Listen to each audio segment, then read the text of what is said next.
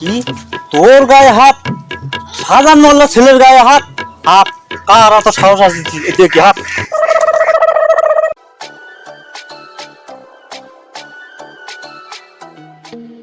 ভাবি একটা derby cigarette দাও।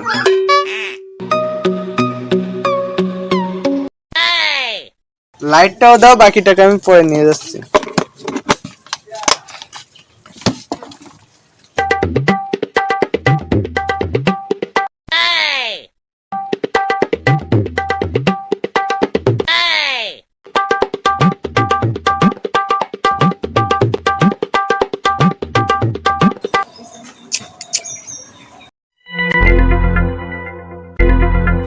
চাচা, আসসালামু আলাইকুম।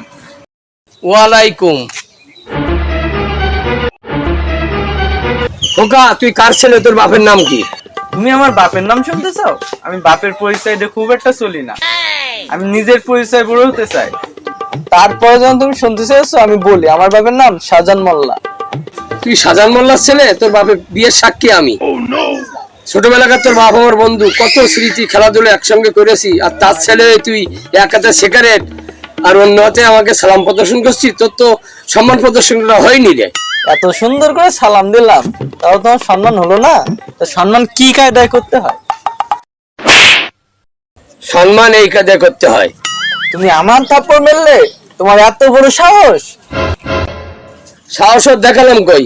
একটা চোর মেরে সাহস দেখানো যায়? এটা তোর বকশিশ দিলাম। আর তো পারা যায় না, আমি একজন ভবিষ্যৎ নেতা, আর তুমি আমাকে এভাবে চড় মারলে? দাঁড়াও, আমি আমার বাপরে ডেকে আনতেছি। যা যা, তোর বাপকে ডেকে নিয়ে আয়। কি তোর গায়ে হাত? সাজান মোল্লা ছেলের গায়ে হাত? হাত কার এত সাহস আছে দেখি হাত?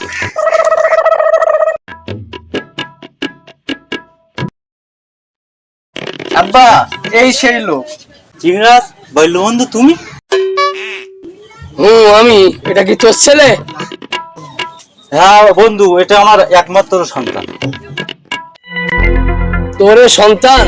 তো সন্তান নেই, কালের বিবর্তনে শয়তান হয়ে গিয়েছে। সেই এক হাতে সিগারেট জড়িয়ে অন্য হাতে আমাকে সালাম দিয়েছে। বিনিময়ে তোর এই সন্তান নামক শয়তানকে আমি দুটি থাপড় মেরেছি। ঠিক করেছো, তবে তোমাকে দুটো থাপড় মারা উচিত হয়নি, ওকে আরো থাপড় মেরতে হবে। যা আছে এইভাবে।